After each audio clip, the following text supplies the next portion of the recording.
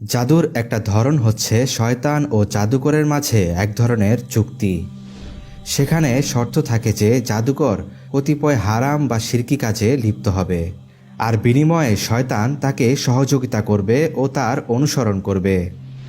শয়তানের নিকটবর্তী হওয়ার জন্য জাদুকরেরা ঘৃণ্য কিছু উপায় অবলম্বন করে, যেমন কুরআনের আয়াত উল্টো করে লেখা, কুরআন পায়ের নিচে দলিত করে টয়লেটে নিয়ে যাওয়া, বা নোংরা কিছু দিয়ে কুরআনের আয়াত লেখা, সর্বদা নাপাক থাকা, বা বিনা উজুতে নামাজ পড়া, শয়তানের উদ্দেশ্যে পশু জবাই করে জবাইকৃত পশু শয়তানের নির্ধারিত স্থানে অর্পণ করা ইত্যাদি।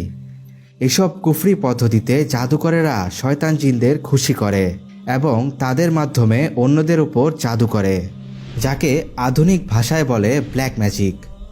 আমাদের আশেপাশেই এমন অনেক মানুষ আছেন যারা ব্ল্যাক ম্যাজিকের শিকার।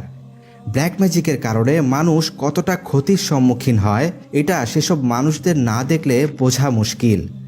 আমরা চাই না এরকম কঠিন পরীক্ষায় পড়তে, আর এজন্য আগে থেকেই প্রতিরোধের ব্যবস্থা গ্রহণ করা জরুরি। জাদুটনা থেকে বাঁচতে 4টি কাজ নিয়মিত করা চাই। 1. হারাম হালাল মেনে চলা। ইসলামী শরিয়ার সমস্ত বিধিবিধান মেনে চলা, হারাম ও নিষিদ্ধ সমস্ত বিষয় পরিহার করা এবং পূর্বের সমস্ত গুনাহসমূহ যাবতীয় অন্যায় অপকর্ম হতে তওবা ও ইস্তিগফার করা। গুনাহ থেকে যত বেশি দূরে থাকবেন, শয়তান ততই আপনার থেকে দূরে থাকবে। অন্যদিকে নেক আমল যত বেশি করবেন, ফেরেশতারা ততই কাছে থাকবে। অনেক মানুষ গোপন গুনাহের কারণেও জাদুর শিকারে পরিণত হয়ে যায়। 2. কুরআন তিলাওয়াত করা।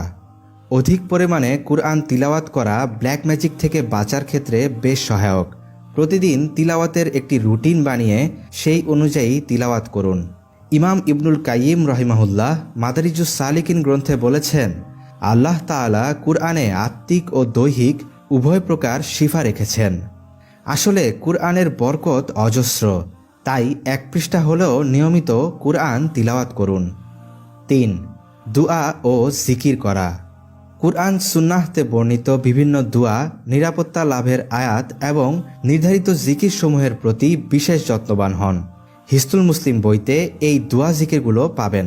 এগুলো প্রতিদিন বই থেকে দেখে দেখে পড়লে একসময় মুখস্থ হয়ে যাবে, তখন কষ্ট ছাড়াই অনায়াসে পড়ে ফেলতে পারবেন। 4. আজওয়া খেজুর খাওয়া। ঘুম থেকে উঠার পর সম্ভব হলে খালি পেটে 7টি আজওয়া খেজুর খান। সাদ ইবনু আবি ওয়াক্কাস রাদিয়াল্লাহু আনহু হতে বর্ণিত, তিনি বলেন, আমি রাসূল